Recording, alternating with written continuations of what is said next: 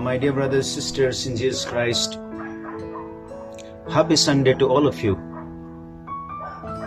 Now we are on the 30th Sunday in Ordinary Times. And this Sunday, the scripture reading, the gospel account we have today for our reflection is taken from Gospel of Luke, chapter 18, verse 9 to 14.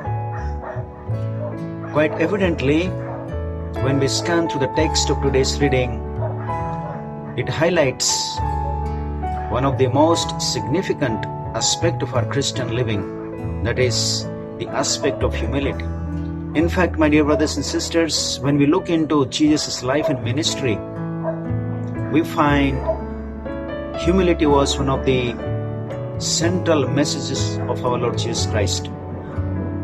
That's why when he began his public ministry, he said on the Sermon on the Mount, "Blessed are those meek and humble of heart.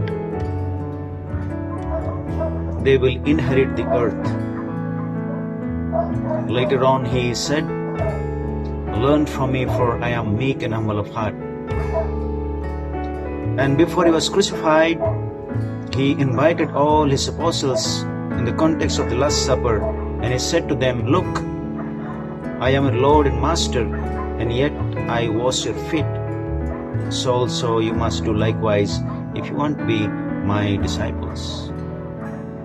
Finally, hanging on the cross, he said to them, "Father, forgive them, for they do not know what they're doing." This was the greatest display of humility. That's why it is said, there can be no spirituality without humility. St. Augustine very beautifully articulated when he said, human beings are made angels because of humility. Because of the lack of humility, angels are made devils. And therefore, humble yourself and you will be exalted. So, let us be humble and we will be exalted in the glory of heaven. Amen.